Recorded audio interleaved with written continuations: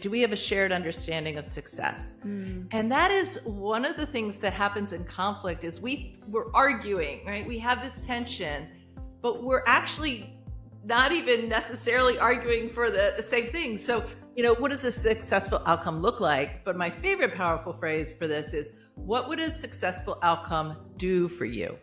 Hi, I'm Carolyn Swora, host of Evolve, a New Era of Leadership. Now, today's guest is Karin Hurt. And Karin is the co-author of a book that I think is going to make a huge difference for all of you out there listening. The book is called Powerful Phrases for Dealing with Workplace Conflict. Do we have conflict at work? Yeah. Karin and her business partner did a survey, and they specifically found some real interesting insights about conflict in our workplaces post-pandemic.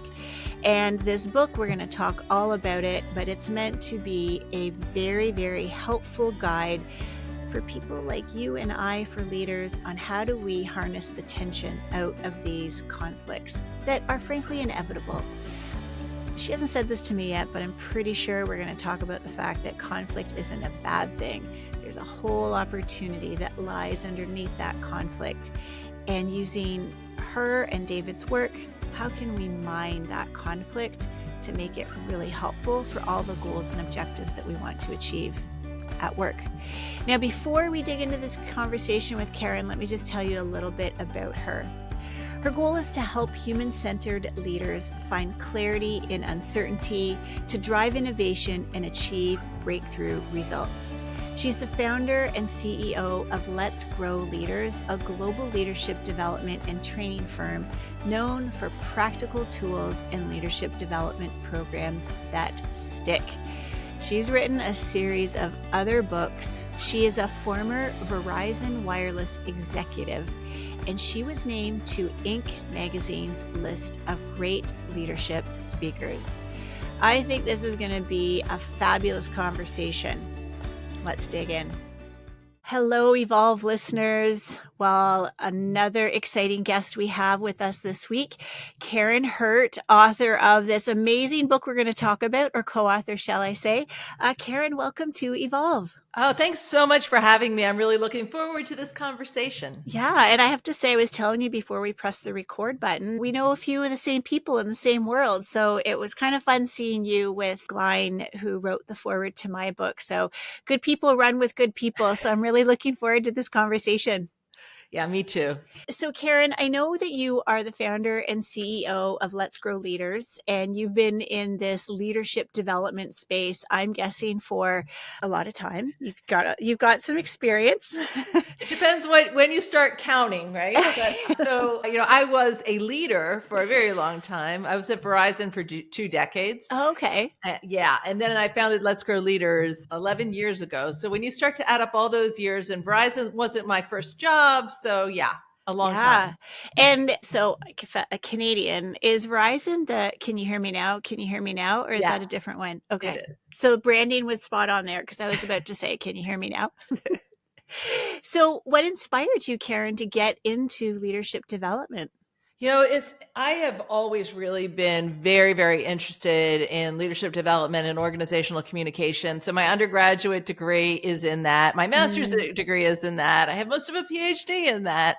But then my first roles at Verizon were all in that space. So leadership development, organizational development, self-directed work teams was my big thing. And then I went and led a variety of large ops teams. So I led a 2,200 person sales team, a 10,000 person customer service organization. Wow. And that's where it really became fun, because you have this stuff and you're teaching it, but then you see how it really plays out in the really gnarly scenarios, right? It looks great when things are easy, but when it's hard, it gets really hard. And so that's where I became very interested in, how do we make this super practical and super easy to follow? And, grounded in theory, but how, people are always saying, like, just give me the words. How do I do this? How do I approach this difficult conversation? What do I do in this scenario? And so that's really what I started to do in my final job at Verizon, because I was working with all these outsourced call centers. So they were all the call centers that weren't Verizon employees, but they were taking Verizon's calls. So Oh, you can imagine, right? These yep. are low margin companies, BPOs, and they don't have a lot of time to do No. training or leadership development. So I started a blog in that circumstance, and I was making this really practical and sending it out to them. And the blog Wow. kind of took off, got an international following. Hey, when are you going to be our keynote speaker? When are you writing a book? I was like, oh, I have this big job. Right? I don't So have time for these other things. That's how it all came together, because at some point I said, well, why not, do Yeah. this? Yeah. So now, so you're blending in your comms experience, your experience leading, and I'm going to cut to the chase. The biggest challenge for leaders is dealing with conflict or difference of opinion, right? And I'm going to guess over the time that you've had your company that the level of conflict has changed in many ways. So maybe could you share a little bit about what has changed? Yeah. So what we found, so we actually did a lot of research on this. So we did what we call the World Workplace Conflict and Collaboration Study. And we researched 46 countries, 5,000 participants, and we asked that question. Not only is conflict getting worse, but what is actually happening with conflict? And it's interesting. 70% said conflict is either the same or worse or significantly worse now than it was before the pandemic. Right. But what was really fascinating was the genre. We're calling them conflict cocktails of what is combining to create this new breed of conflict. Okay. Yeah. So one of the things we're seeing with remote work. So you could say, well, maybe you'd have less conflict because people aren't interacting as much with people. But there's this conflict cocktail that's happening with remote work where people are coming out of the pandemic and many are feeling isolated. Yep. There are still so many people facing mental health challenges that they never fully recovered from through that. So you have that tension. Yep. Now you also have, work from anywhere or hybrid teams. So people are having less personal connected interaction in many cases. And then we've seen so many organizations go to more global teams because, well, they're going to work from anywhere. Why don't we put the work where it makes sense and for a variety of different reasons? Right. And now they're scattered across all these time zones and they don't even have the time to interact. And that conflict cocktail also with unclear expectations, a whole new set of unclear expectations. Like, should we have our cameras on or off in our meetings? Right. And that never was a conflict before, but now it's a big deal. And it's not hard to fix, but you got to talk about it. You do. Yeah. You do. Or what medium are we going to use for our communication? When is a text message appropriate? When do we need to hop on a plane and have a conversation? And a lot of this is being left to people to find their way through and individuals, teams to find their way through. And really what they need is some structure to how do you have these conversations to create better clarity. Wow. It's cocktails, the conflict cocktail that's happening, cocktails that we don't necessarily want to drink, but we have to drink. Exactly. Yes. I said the conflict cocktail that no one ordered and everyone is sipping. Exactly. And there's there aren't different versions of it that can lessen the impact of it. So now you wrote this book with David Dye. And do you both work together, or like was he a writing partner? And it gets released too shortly, or has it already been released? With the powerful phrases for dealing with workplace conflict releases on May 14th, but it's available for pre-order now. But would you like the love story piece of this? Oh, yeah. So David and I met writing our first book, which was called Winning Well. Okay. And we had known each other online, not the swipe right, swipe left online, but through blogging, and we were showing up in a lot of the same human-centered leadership spaces. So we were certainly aware of each other. Well, we show up at this book publishing lab, which was sponsored by the National Speakers Association. How do you find a publisher? All that jazz. Yep. And so we both show up and I'm like, hey, I know you. We have this conversation and we realized we were practically writing the same book. Oh, so we looked at each other and said, we should collaborate. Okay. He's living in Colorado. I'm living in Maryland. All we right. write the entire book, never being in the same room. Wow. But we had like a chat message up on our computer 7 days a week, right? We're just like the whole time, talking. And a lot of stuff happens during that time. My mother dies, like a lot of real life happens. Yeah. And we just become best friends. Hmm. So one day he calls me on a Saturday and he goes, "You're going to be so proud of me. This woman just asked me out." And I said, "Yes." And I'm like, ooh, I had this like massive jealousy feeling. And I realized I did not want him to go on that date. Did you use a powerful phrase for conflict? So basically I said, what are you really looking for in a woman? So I went through this whole list and he's like, well, for the right person, what would that matter? I'm saying things like, well, what if she has a little boy, which I had a little boy at home, like all this stuff. And so it's going over his head. He's like, not. And then finally he's like, oh. And then he goes, well, let me think about that. Oh, no. Oh, wow. So how long did you have to sit with that? So that was a Saturday. And then he's like, I will let you know on Sunday. So what the reason was, we knew each other. I mean, he knew so much about me. And he's like, this is not going to be casual dating. I had to decide, like, would I marry you? If we, I'm not committing to that yet. But but he needed to know if he would go deep. If he would go deep, because otherwise we had so much that we could screw up. This whole book and in the business relationship. So anyway, long story short, we merged our businesses together. We got married. And since then, we've written Courageous Cultures and now this book. So. Wow. Oh, so it's not only a beautiful business partnership, but a life partnership too. Yes, indeed. Very nice. All right. Well, that was like a little side, but it's always fun to know behind the scenes what's going on. I noticed your name is first ahead of his. Well, you first you get hurt, then you die, right? That's funny. That's funny. So Karin, can you share a little bit about why leaders need to buy this book right now? What's in there and why do they need it? No, it's so often people hear the word conflict and they say, I don't want that. Right. And, we think of conflict as negative, but all the creativity, the innovation, there's so much good on the other side of conflict. Yeah. And so being able to not run away from the conflict, which in our research, most people do. Right. To be able to have the conversation that you need to have. So starting with and I know this is in your work just by sharing with me, the title of your book, what's the conversation you need to have with yourself? Yeah. Right. And why does what you have to say matter? What's at stake if you don't engage in this conversation? So we really start there and then help people think of 4 dimensions of really productive conflict, which is connection. Are we connected as human beings? Right. And then that's in 2 levels. Are we connected as human beings before we even are having a conversation? Because if you don't have a connection, people will not have the trust there to do this well. And then connection in the conversation. I really care about you, Carolyn, and I am confident we can find a solution we can all work with here. That's a hard place for people to get to right now, though, don't you find? It is. Like it's more, I don't have time to worry about your stuff. What's the fastest way out of here? Yeah. And that seems like it's a shortcut. And it also, it doesn't take that long. We do an exercise in one of our live online programs where we've got, people connected from all over the world in a cohort going through stuff together. And we have a module we call Putting People Before Projects.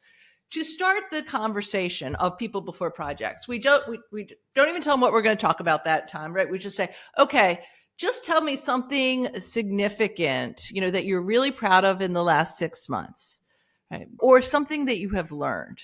5 minutes, right? Yep. And then everybody, so we put in breakout, everybody comes back and you could just feel the energy is completely different. Yes. And the whole point is that took 5 minutes. Right?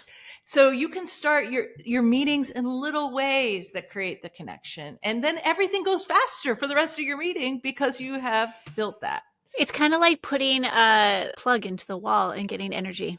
Yes. Yeah. Yes. It doesn't have to take a long time. It doesn't. So connection is one. And then clarity. Do we have a shared understanding of success? And that is one of the things that happens in conflict is we're arguing, right? We have this tension, but we're actually not even necessarily arguing for the same thing. So, what does a successful outcome look like? But my favorite powerful phrase for this is, what would a successful outcome do for you? So now you're getting one level deeper into the motivations. Maybe somebody really cares about something because some political thing that's happening within their organization. Somebody else just wants to look good at this one meeting, right? Like, what is it that really matters here? Somebody really cares about this customer or has this personal dynamic going on. And the reason they can't work late is because of this one thing, but it's only this Tuesday, right? Like if you can get that out, like really that again, these are things that speed up. So it's connection, clarity, then curiosity. And this is, are we genuinely interested in one another's opinions and in alternative perspectives, right? So like alternative ways of thinking about this. Nice. And so that it's hard to be furious and curious at the same time. So it is. Yeah. So if you can just really be curious, what does this look like from your perspective? How do you see this happening? These kinds of powerful phrases. And then finally, commitment. And this is where we see many conflicts go sideways, where we have the conversation, we agree we're going to do something, but we don't schedule a time to see how it's going. Right. It's just like, we're good, next. On to the next But then thing. it's not good. And now I got to muster the courage all over again to have that conversation. But if I've already put it on our calendar, I know we're going to talk about it again in 2 weeks. And we're going to talk about it in 2 weeks. A, we're both focused on doing what we said we were going to do. Right. But B, neither one of us has to get the courage to start a conversation again because it's already on the calendar. Right. Right. So I'm noticing alliteration there, 4 C's. Is there anything else about those 4 C's? Like, what if we can't get one of those elements? Like, what if the curiosity is just somebody's not in a place of curiosity? Yeah, I think, the thing is that that's when you said, why should somebody buy this book? Yeah. We have 12 greatest of all time powerful phrases, okay. 3 for each of these, right? But then there's all these scenarios. So what if my hybrid team is in conflict? What if my boss is a screamer and dropper of F-bombs? What if a coworker stole my idea? What if I'm feeling invisible at work? And so then you can look at the scenario and say, what is going to be most impactful here? Oh, nice. So you don't have to make up your own C stuff. You go, okay, what's my problem? Go to the table of contents, you go to the thing, and then you say, all right, here's some approaches. Now, we can't possibly script every single thing that you're going to say in that conflict, but it gives you a starting point with some neutral phrases that will begin the conversation and give you the confidence to have the conversation better. You just threw another C in there. So it sounds like it's so practical. Just like look up where are you finding the most angst with dealing with conflict, and boom, you've got a little bit of a guideline or a path to follow. Yeah, that's really the intention. So, so many of our clients would just, tell us, they'll either stay after a workshop or something, and they'll say, okay, I got this situation. All right, I got my pen. Karen, David, just give me the words. Yeah. Right. And it's because they just don't know where to start. And so I think that's why it's helpful, because I think, and they're like, oh yeah, those words aren't hard. Right. Right. But it's because what we're doing is giving you words that make you look curious or foster connection. The other day I had this guy in his 50s. One of the things that I do for one of our clients is I go on site once a quarter and I have office hours, and anybody can come in and schedule time, and just like a psychiatrist, but for work. Yep. And he comes, so I've known this guy for a long time, but I also knew the other person on the other side of this conflict. And he comes like racing. I'm sitting there, nobody's in my office. He just races in. He slams the door shut and he says, Karen, I just got an email from David, and there's this picture of this book. And do you have that book in your purse? And I started laughing because it's not even out yet. And I said, no, but what? He's like, because I'm in a conflict. I said, okay, tell me what's going on. And he goes, I've been thinking about this problem for 4 months and I haven't slept, and my wife's sick of hearing about it at dinner, and he's just going on and on and on about how, and I said, so what have you done? The only conversation he's had for 4 months is with himself and his wife. Yeah. She's in the same freaking building.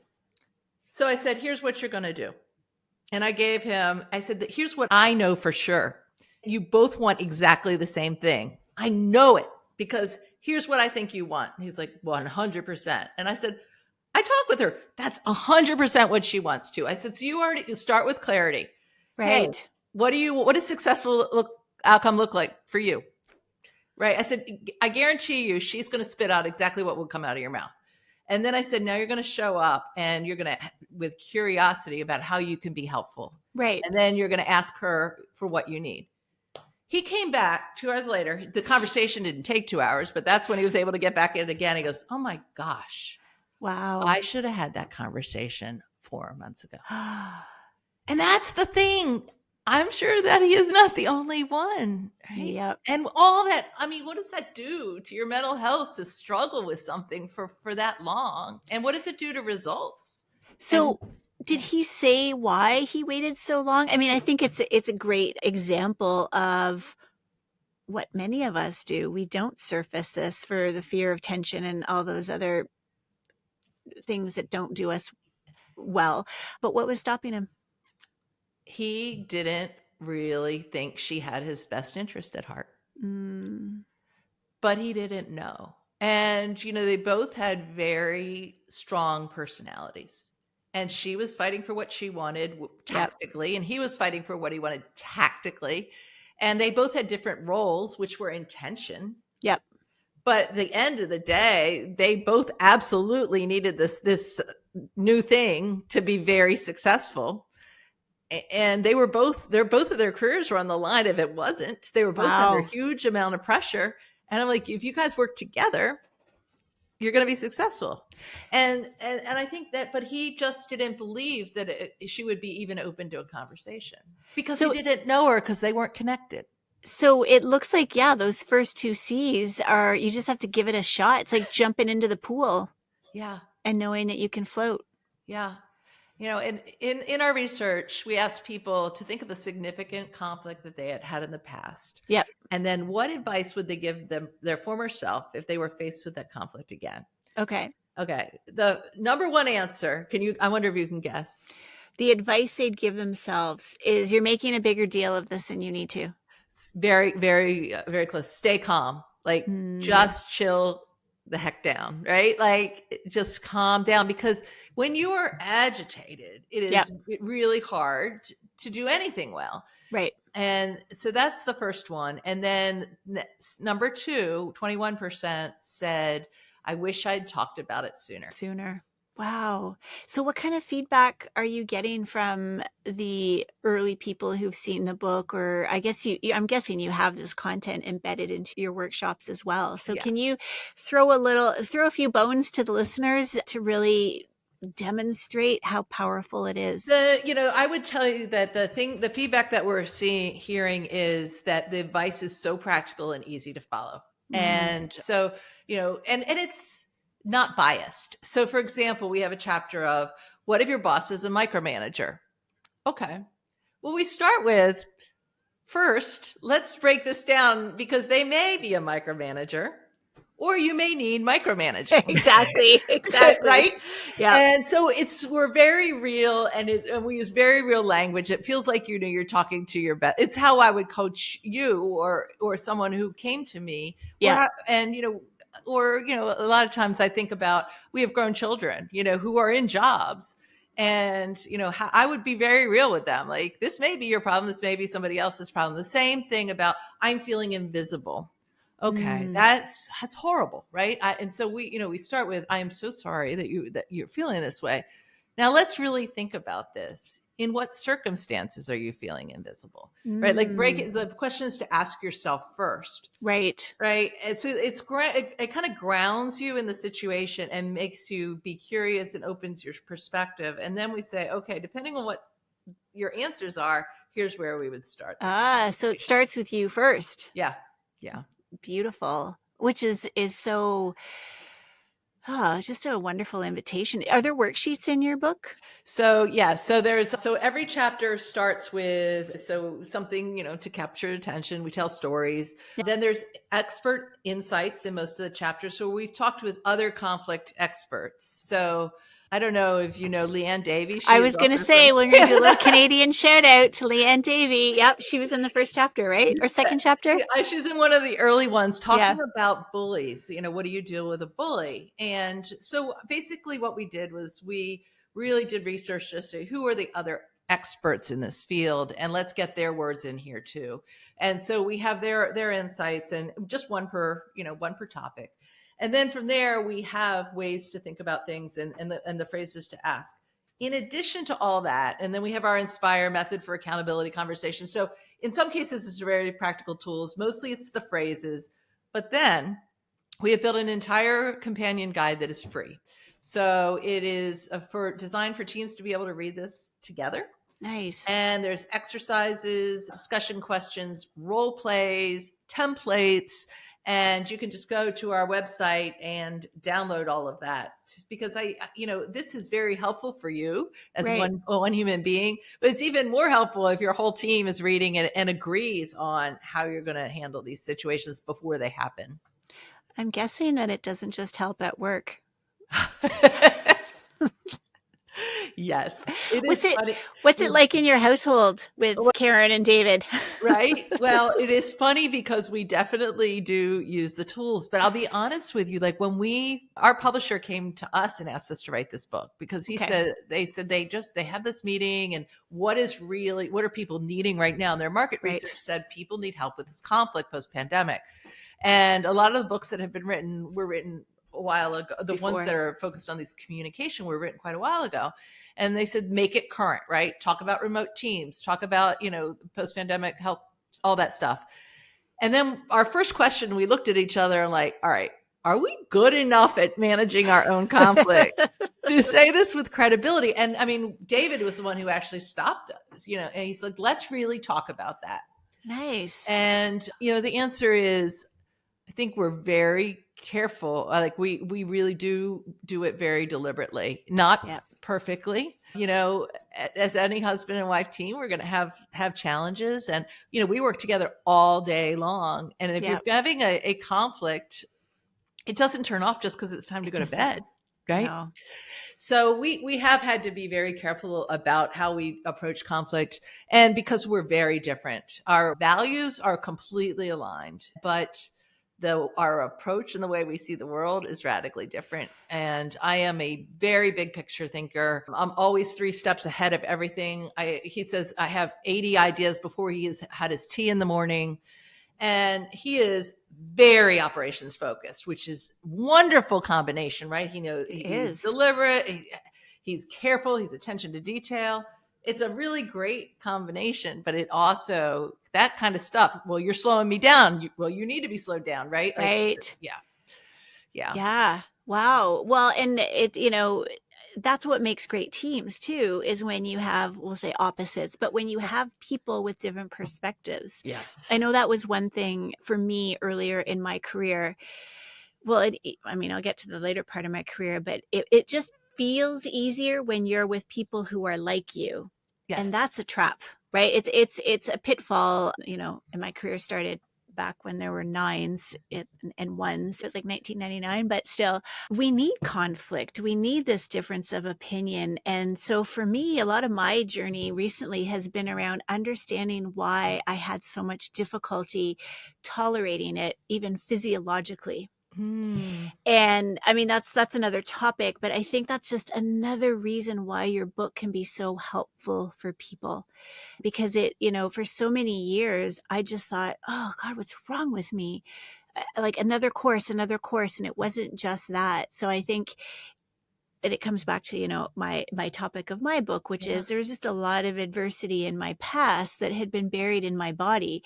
So I turned that into not good enough, when in fact it was physiologically, I didn't know how to tolerate, but I also needed some tangible tools so that I could teach my body, hey, it's okay when people raise their voice. Yes. It's okay when we get passionate about these things, instead of just being like, okay, I'll figure this out after, or I'm not going to say anything. Yeah. Our companies need us all to contribute and to learn how to hold space for each other without running in the other direction. And so I love the 4Cs. They're so inviting, they're so open, and they're so inclusive. Yeah. It sounds like you are doing really, really important work because, I mean, that helping people go deep into that and to Yep. understand what is triggering is maybe not the right word, but what is causing them to choose a certain reaction or not Yeah. choose. It's just happening. They're having a Right. reaction. Right. Yeah. And to get a hold of that and have different options of what to do next. Exactly. Exactly. And not to blame yourself. Mm-hmm. Because that's what I did. It just turned into I'm not good enough, and but I didn't talk about it. But I didn't know. Yeah. So yeah, I like to come at these things through centers of intelligence, head, heart, and body. Mm-hmm. And so what I see your work doing here, yours and David, is giving real tools to help us use our head and our heart together, Yes. so that can just invite a more relaxed nervous system. It creates the conditions Yeah. for openness. Yeah. And even think about what your body is doing. We have a chapter on your body language because that is Yeah. also, and we have an expert insight from a woman named Hilary Blair who really, she talks about like, okay, this is this is what is physically happening in your body. You're having a reaction. Your palms are sweating. You're right. All that's Yep. happening. Well, how do you say, okay, that's happening. I feel uncomfortable. Right. But uncomfortable is not the same thing as lacking confidence. You may still feel Exactly. confident, right? So how do you like reconcile that? And then how do you, for me, it's my face. Like when I'm really mad at someone, I can, the words can come out just great because I'm really good trained in words. Yep. But David will be like, yeah, nobody's going to believe that until you fix that on your face. Yeah. Well, and I think it's so important that the signals that we get, and what you said there, I think this is what we just need to continue to teach ourselves and the generations after us, is discomfort is not bad all the time. Mhm. Obviously, there are situations where Sure. you need to get out of Dodge, but yeah, you just need to get out and flee. But I feel like too often we associate that discomfort with just an immediate sense of danger. And how can we look for the sense of safety that goes with the discomfort? Yeah. Yeah. We have a chapter on when to quit a conflict because to your point, and we have a list of things to consider, Yeah. are you being asked to completely violate your values? Is your mental health really bad because this is happening? Now, in that case, with that example I gave you earlier, it was impacting him and he might Right. have answered yes to that. But the next question is, have you tried? And if you haven't tried, then what do you have to lose? If you can try and then you can still leave. But what we're finding is that more people, we say you had it, what's on the other side of that? The number one word is relief. I feel relieved. I feel calm. Yep. I feel competent. Right? Like Right. these are the positive words that are encouraging that what can happen on the other side of handling these conflicts well. One of the experts in our book is a guy named Verge Palumbo, and he's an executive now, but he was in the Marines for a while, Oh, wow. and he has seen some crazy stuff, Oh, I can really crazy imagine. stuff. And he said, Karen, I just remember that nobody is shooting at me. And he's like, it feels like it, but he'll talk about all the politics that are happening, and I've worked with him I coached him for a long time, and I've worked through some scenarios with him, and he's like, but if I can just start there, what's the worst thing that can happen here? Yeah. Yeah. So. Yeah. Wow. Are there different generational perspectives on workplace conflict and how we deal with it? Did you find anything in the research? It was interesting that in the data, we did not see a big significant difference in how much people were experiencing conflict. That was relative. It wasn't a statistically significant difference. And we didn't really see a significant difference across countries, which was, there was some variation, Right. but nothing that you would put on our publicist, what's the headline about? It's way Right. worse. I'm like, it's just not way worse in the United States. It's just about the same everywhere you go, which is interesting. And also through the generations, we didn't see that much of a difference. Now, I do feel that just in my anecdotal experience in working with some of the younger, really young folks just entering the workforce, they have had less voice to voice conversation around some of this. They've done so much online. They've done so much through text.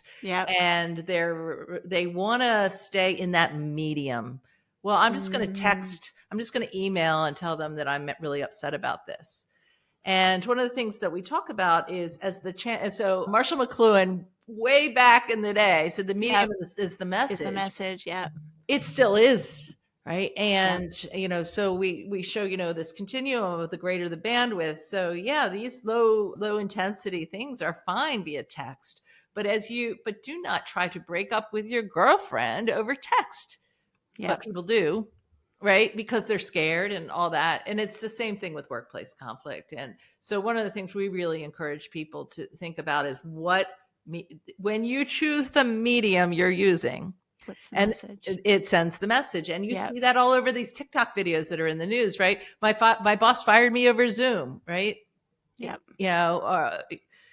Or chat or group this or whatever. Or a group. Yeah. The 40 of us were brought in. Yeah. Yeah. So that's the biggest difference is this younger generation. Well, I think of my kids, they're like Gen Z, they're 19 and 20 and their automatic go-to is, well, just text. Why do I have to go in? I'm like, because you're going to learn to do this. Right. Like we haven't built a mother-son relationship on a text message. Right. Yeah. Right.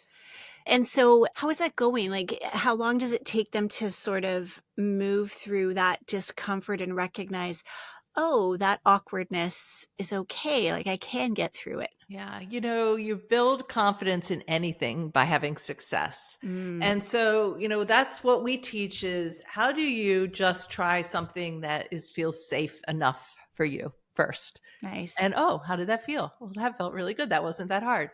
Great. It's not going to be that hard to ask this next question either, right? And also giving people some ways to think about conflicts and possible conflicts and setting clarity before they happen. So in our guide, how are we going to do conflict as a team? And we even have some like role play stuff. Everybody loves role play. I know everybody does not love role play, but role plays help, right? Because you can talk about it in a benign way because it's just this thing and it's not real, but of course it's real because all those role plays came out of somewhere, right? And they're out of real research-based things that most teams are dealing with.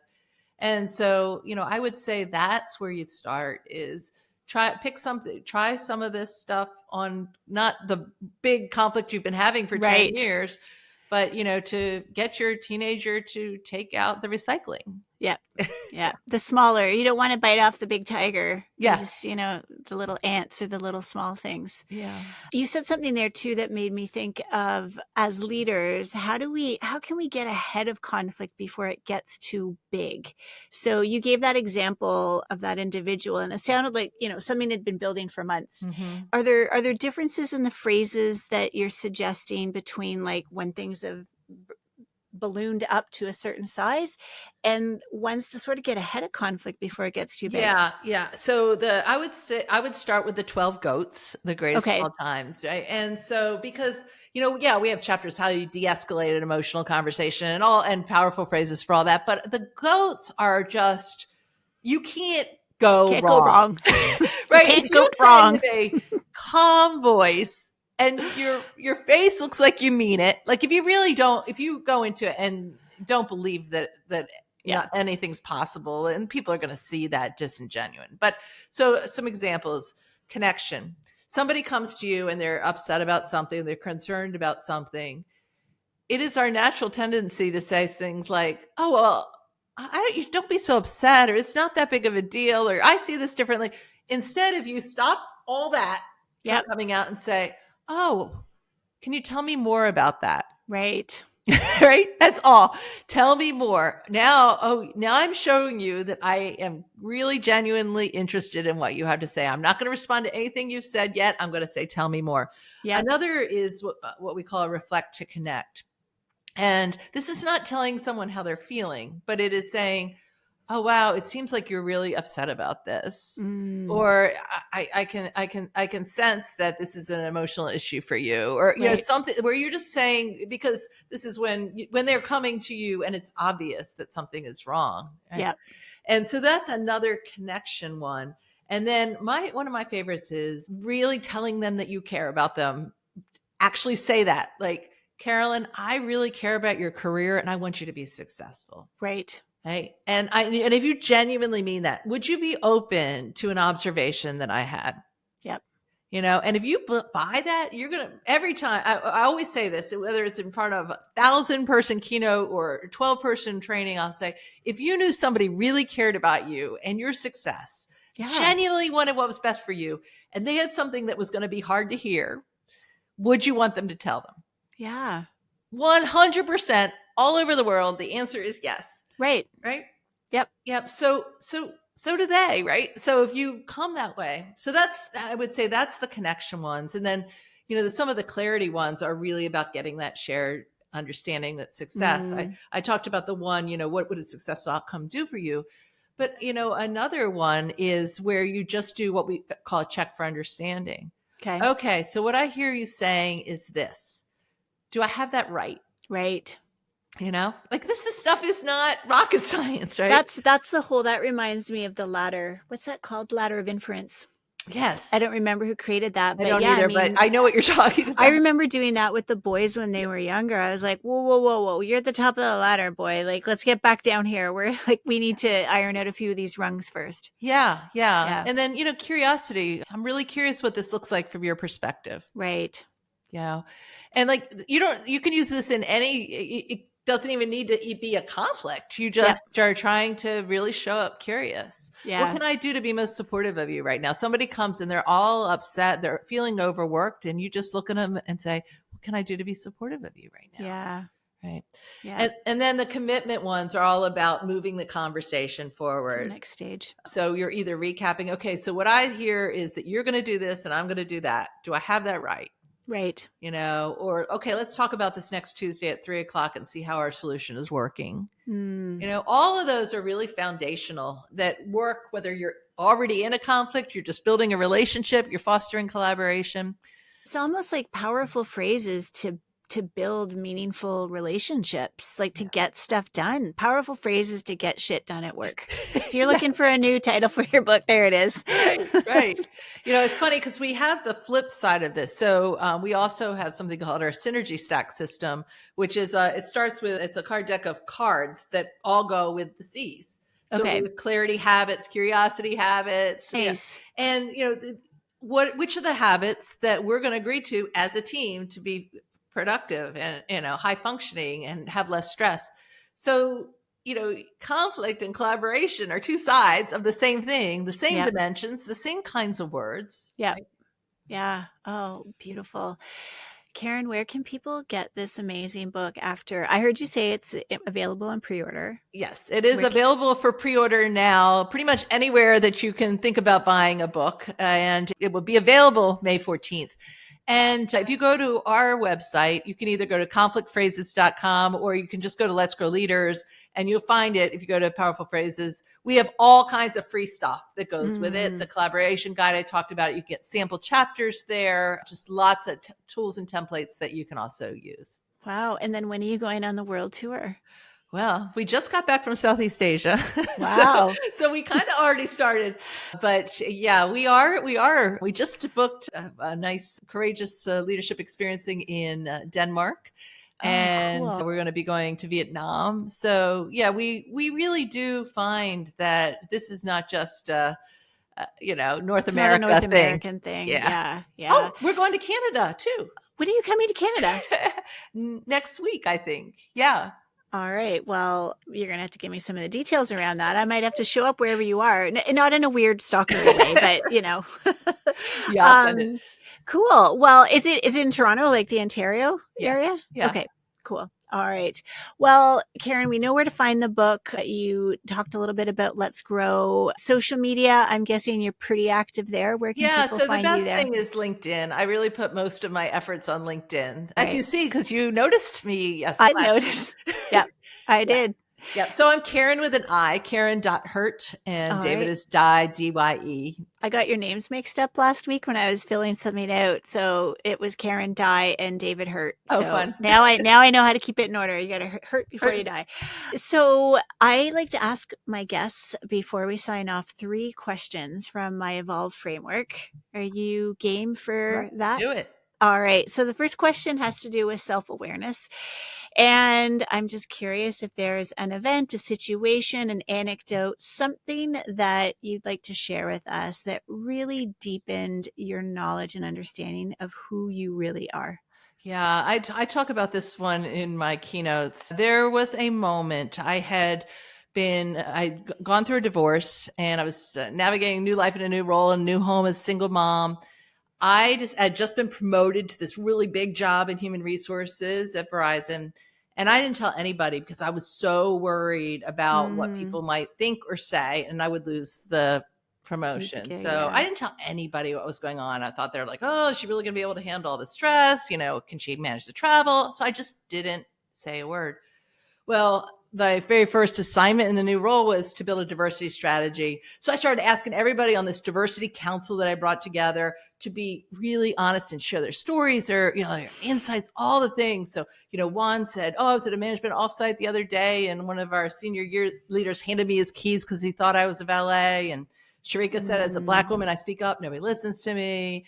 Susan said, I'm a single mom at a 24/7 call center and I can't afford reliable daycare because my schedule keeps changing and I can't, So take all that and figure out what our strategy is going to be. I am so excited. I'm thinking I am doing a great job leading this team. And Sharika walks into my office and says, Karin, you are a fraud. Oh, called you right out. She called me right out and she said, there's pictures all over your desk, you little boy. And no, man, you're a single mom. You asked all of us to do all this.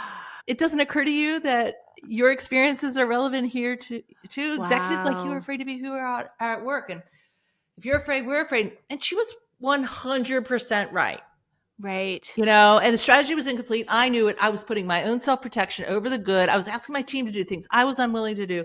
And from that moment, that's when I understood the power of authenticity. Yes. Like people will see through. And when I tell that story, sometimes the single moms will come up to me afterwards and say, do I really have to tell? I'm like, you get choices of what you say. Absolutely. But in this case, I was asking everybody to do something I was completely unwilling to do. That changed, and by the way, we changed the strategy. It started involving executives going out to all of our centers and being more open and sharing what was hard and listening to the struggles of others. And that strategy ended up winning the Verizon Excellence Award for the impact it had on our employee engagement. So her courage, first of all, that she shouldn't have had to have, impacted me. Yep. And me needing to be authentic. And it changed not only the strategy, but it completely changed the way I teach leadership from here on out. And the way I was a leader from here on out. I am so grateful for her. Yeah. So, powerful moment. And a moment, but like what a ripple effect. The ripple effect, yeah. Wow. All right. Second question. A practice or a ritual that you really depend on to keep you calm, grounded, bring you back into presence? Yeah. So I am a certified yoga instructor, which I did many years ago, I think 20 years ago. And I never actually didn't get certified to teach yoga, but I did it so I understood it.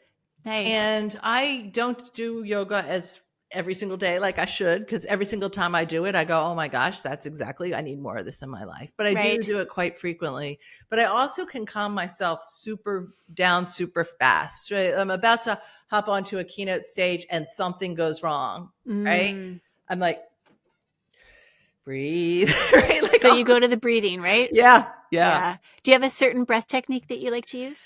For me, it is not, I know I've studied all the different kinds, but for me, it is just slow it down, just slow it down, just really deep, breathe in, breathe out, breathe in, breathe out. Because sometimes you don't have that much time to calm yourself down. You just well, and it's a good reminder at how simple, you don't know all the different breathing practices, just Whew, okay, I'm Yeah. breathing in right now. You're I'm not going to breathing like out. sit on stage and do alternative nostril Exactly. breathing. Exactly.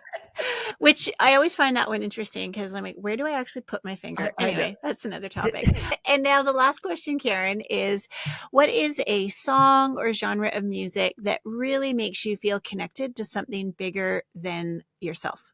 I love singer-songwriters. All right. Well, Absolutely love that. that's a genre, but can you go one step further into a specific one or two or three? Well, I must plug my cousin. So we're about 9.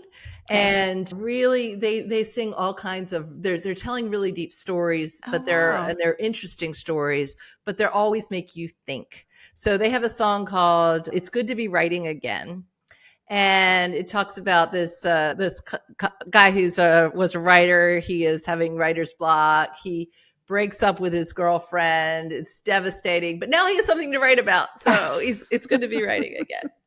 And what are they called? We're about 9? We're about 9, like 9 Oh, years old. cool. Like we're Yeah. about 9 years old. Yeah. Nice. All right. Well, we're going to have to check that out. Well, Karen, thank you so much for coming on the show. Please thank David for us as well. I know that he wasn't here with us, but obviously a contributor to the book, and just wishing you all the best with this amazing book that comes out into the world soon. Carolyn, thank you so much. This has been an absolute joy to talk with you. I can tell that we have a lot in common. So this is fun. We do. And all of you listening, I'd highly recommend you getting that book. And it looks like it's one of these, like, buy the actual paper version instead of getting the digital one. Is that right, Karen? To me, I think so, because I think it's something you can sit on your desk. And when you are in an acute conflict emergency, you can just, yeah. Or you can put sticky notes to earmark things. Yeah. Wonderful. All right. Thanks again for coming on the show, Karen. Really appreciate it.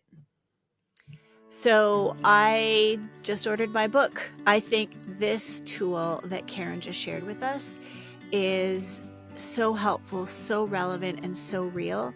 I wish I had known how to deal with conflict at work in a healthy way.